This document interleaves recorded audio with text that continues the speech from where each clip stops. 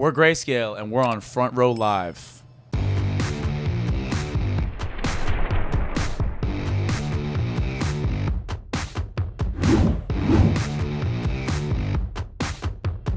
What's up, guys? Rob here, Front Row Live Entertainment. I'm hanging out here with Grayscale in House of Blues of Anaheim, and I'm excited to be sitting down with you guys. How's it going, guys? And how's this Made It Parade tour been like?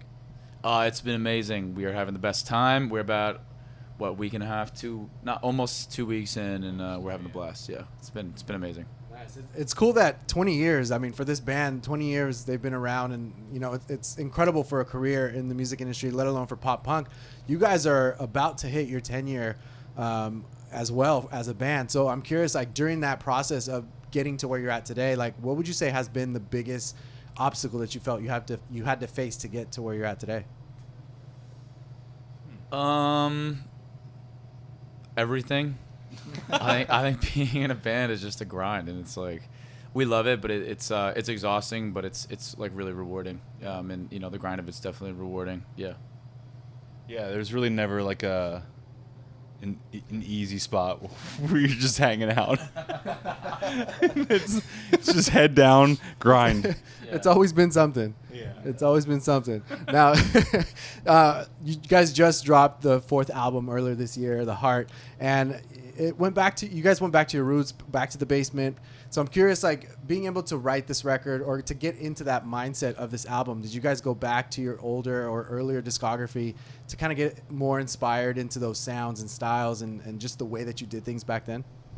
I feel like maybe not our own discography, but more like back to things we loved to listen to growing up, like influences that really like inspired us to start playing music. Yeah, that's definitely a better. I wouldn't say, I would say this record kind of takes the previous 3 and like all the good things about them and puts it together. I wouldn't say it's anything like specific to exactly what Andrew said, not like replicating older discography. I think it's just like the process of doing it live as a band, like kind of without the technology at our disposal, was a big part of it. And we went back and kind of revisited all the bands we listened to growing up and why we love music so much, like rock music and things that we got us into it in the first place.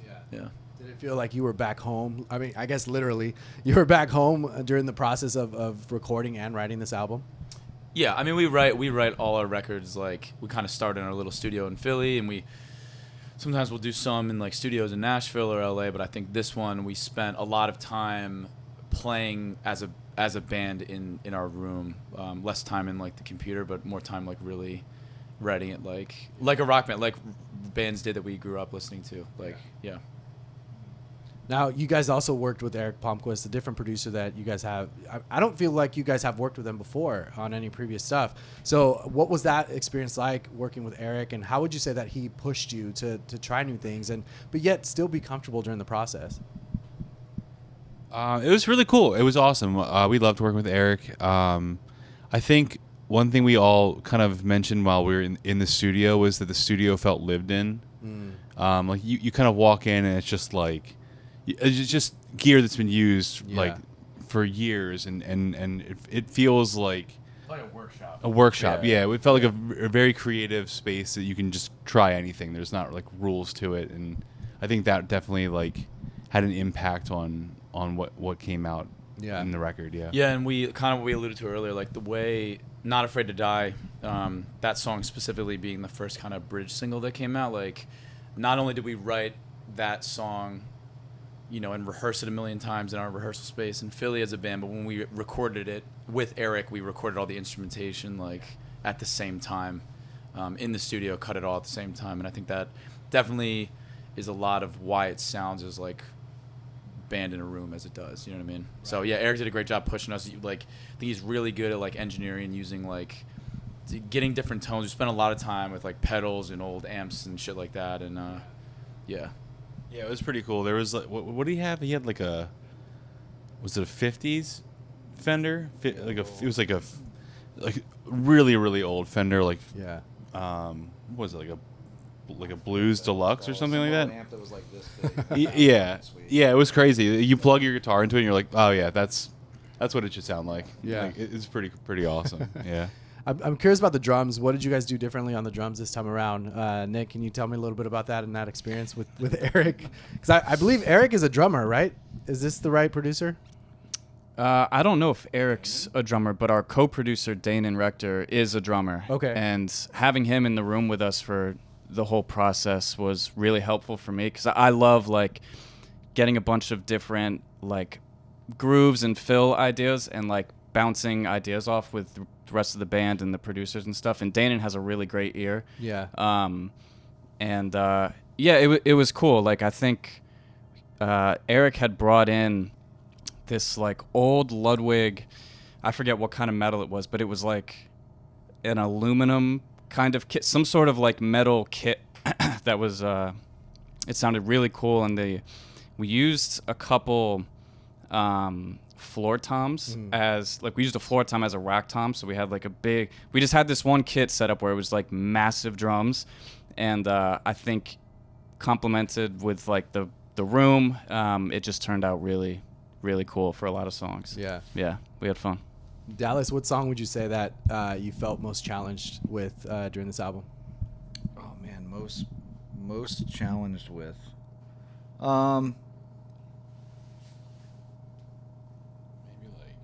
That's tough. Don't Leave Me in the Dark. Just the. Yeah, well, yeah, we did have parts were there, the right? parts were there. Yeah, I guess "Don't Leave Me in the Dark" was one that we went through a number of arrangements on, and there was just a lot of conversations. I think that was the one where things got most heated. But at the end of the day, it's never really heated between all of us. It's just like everyone really truly cares about every song that we write. Like the four of us are when we're adamant about something, it's like it's not just because they want to be right. It's because this is actually how I feel about this piece of art that we're trying to, put into the ether. So I think that was probably the most difficult, and I think probably the most out of left field was, we've talked about this, but Some Kind of Magic was a song that wasn't even being talked about for like the first couple weeks of doing the record, and you get to that part of the process where you start you have to start deciding from demos like what songs are not gonna make it, and Some Kind of Magic wasn't even in that conversation. And then I think Colin had brought it up, was like, what about this one? And we showed it to Danon and Eric, and they were like, obviously we're gonna put this one on the record. Like, why didn't you show it to us? So it was crazy. I actually showed our photographer Jacob. I was just going through like old demos, like, oh, these didn't make the record that we're going into cut next week. And I showed him Some Kind of Magic. He was like, you should really consider showing that one. So I brought it back in. I was like, our photographer really likes this one, and it ended up working. But yeah, crazy. Colin, vocally, which song would you say that really challenged you? Just because I feel like it's harder topics that you talked about, that you mentioned on this album. So was there a particular song that you felt was harder to sing because of the topic? Yeah, a lot of them. The entire album. Yeah, they're not fun. They're not fun ones. I would say you don't laugh. They're not for comedic value by any means. I would say Mum 2 and Talking in My Sleep probably the most kind of emotionally challenging to get through. I would say Mum 2 definitely the most challenging to get through. So a part in the second verse where like I was like emotional, my voice started breaking up, and it ended up staying as like the final take in the recordings. If you listen to it, you'll hear like I like started just getting emotional. Our producer Eric was like, push through it. And I was like, I'm trying, I can. But like pushed through, and then we got like cleaner takes, and I think we popped those in, and we like went back and popped in the old ones of me like kind of getting worked up, and that ended up being the ones that stayed. It felt the most like fitting, and like it just felt the most appropriate for that song specifically. I think as far as like physically challenging to sing, Don't Leave Me in the Dark has a lot, like at the end there's a lot of like ad libs where I'm just kind of like screaming and like freestyling a lot of different melodies in the background. It was really fun, but I remember that being like having a crazy headache just doing it, like ripping like all these different takes of that over and over again. But yeah. It was like one of the last days too, wasn't it? Yeah. Mm-hmm. And Eric was like, the end of your opener, and he was like, do another one. He's like, do another one. I was just like, here we go. And he would just play it. I would just do like full takes of like kind of ad libs to go in. Like when you listen to the last chorus of Don't Leave Me in the Dark, there's a bunch of like new melodies and stuff that I'm just kind of throwing in and out. So yeah. You guys had the opportunity from early on. You got to collaborate with so many different producers, from Machine to Kyle Black to Ballard to now Eric. So out of these, names that you got to collaborate with, which one would you say like really allowed you to just really step out of that left field and try something completely different that you never expected as a band? I think they all served the purpose. I think they all were the absolute like perfect producer for the record. I think it's a little different for everybody. Like I think the style. Yeah, I think like the time too. Sorry. Yeah, I feel like the time and like maybe that's the wrong word. Like the maturity of like us as a band, like growing through music. I think like at the time it was like like what you're saying, like the perfect person to like bring out like what we could do at the time. Right place, right time situation. I think like Machine as an example is really good at kind of working with like the personalities in the band and like knowing how to like get more from each of us, and it was very different. Like I know with Nick and I, he was very like aggressive, and with like Dal and him, when they would do like vocals, they just like, wouldn't you guys just like sip wine and chill and do vocals? It was like, yeah, we lit a candle. literally would like just turn the lights down low and light a candle, and it was like very like, I'm a pretty soft-spoken person overall, and it was just very like quiet. And he's like, "Cool, man, let's do like 3 or 4 more takes of harmonies." And I'm like, "Nice, dude." Yeah. he was like in my face. We were like crying, and like I'm like wiping boogers off of his shoulder, but that's just his like style, and he's like so good at getting the takes out of you, like based on your personality.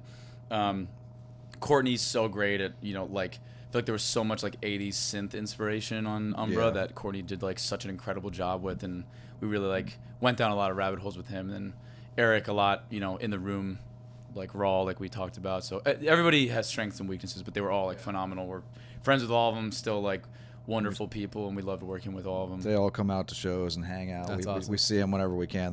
Everyone that we've worked with is a phenomenal producer. For sure. That's awesome. That's awesome. Now, you guys just recently announced that after this tour, you guys are finally getting to headline the UK for Live in Color. And what are you guys most excited about? I know you guys mentioned you guys will be playing different albums for this tour, but what are you guys most excited about for this opportunity to be out in the UK? I'm excited for the cuisine because it's so good there. We're definitely not excited for the cuisine. UK food is brutal, but Europe food is amazing. And the chocolate Europe, is crazy. It's crazy how different it is. It is crazy. European food is like insane. I mean, it's a train ride away. It's a world apart of cuisine quality. Yeah. Yep. Anyway, that's a different thing. No, we've just never been able to headline, and like we went to Australia earlier this year, and we had fans there that had been waiting for so long. Yeah. In UK, we've like done a few support tours, and there's been like we've started to like have to like do our thing over there, but finally a lot of fans have been waiting for a long time for us to headline, and I'm just excited to like make up for lost time. UK and Europe, like see everybody and do it, and the shows are like selling crazy well, and like tickets are already getting low in like a lot of the UK ones, and we're just like very thankful and very excited and appreciative of everybody being patient for so long. That's awesome. Mm-hmm. That's awesome. Well, I can't wait to reunite with you guys. Hopefully after that tour, I want to hear all about it. But thank you so much for hanging out with me. To close us off, during the process or the creative process, or even just the recording process of the Hart album, what would you say that you guys learned about yourself? Like, what did this album teach you about yourselves as a band, as a whole, as a unit? I think for me, it's just, I think we all took a step back starting it to really just like talk to one another. I think communication was something that I realized that I personally was lacking just in all facets of my life. And making this record, like this is a 4-way marriage at the end of the day. So it's like when you start that communication, and it's like we were really leaned into that part a lot. I think it really helped me personally, just with other people that are in my life. It's like, I don't know. That was just something I feel like I learned about myself from making this record. That was real like therapy session. That's what thanks, it seems dude. like. Yeah. Hell yeah. I don't go. I should. Yeah. For you guys? We go down the line. Yeah. I think for me, this record particularly was just confidence in myself as a musician. I think I feel like in comparison to, like, I think as the records went on, like I think I like gained more and more confidence. But I felt like going into this, I was like very sure of myself as Yeah. as a guitarist. Yeah. Dope. Yeah, I think kind of like what Colin mentioned before, how we did a lot of this record tracking the instrumentals like live together in the room.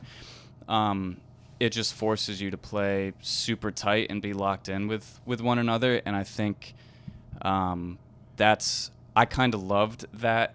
It's like a different kind of challenge that we hadn't had doing the other records. And I really enjoyed like just that like motivation to be like even tighter and play even, just like better and better and better every day and be locked in with the guys. It's like you get a different kind of energy when the whole band is totally in sync like that. And it was really cool to do this record like that. That's awesome. Yeah, I think along with what Nick's saying, like kind of capturing, building on that, like I don't think we were good enough as musicians to be able to record our previous records the way we did this one, as far as how rehearsed and like, in order to be that tight in one take all at the same time, and then most of the vocals on top later. Like it was definitely a challenge. And I think you get these little imperfections and you get these things that make it so it feels like I feel like this record, I can like feel the room. I can like feel the room that we recorded in when I listen to it, and I think that's really special. And I think I don't know, I think like we went through a lot personally through the process of like leading up to this record and writing, and I think it like obviously comes out in a lot of the songs, and I think it's one that we just like took all of that energy and put it into this place where we all like mutually share, and I think we're healthier as a unit because of it coming out of it, and I think it's our favorite record unanimously, and we're really excited about all of it. That's awesome. Yeah. That's awesome. Well, congratulations, guys. I can't wait to reunite with you guys. You guys be sure to check out Grayscale, the new album. The latest album, The Hart, is out now. And be sure to catch them in the UK tour, live in color, kicking off in November, I believe, right? Yeah. So this fall, be sure to catch them. And thanks for watching here on Firma Live.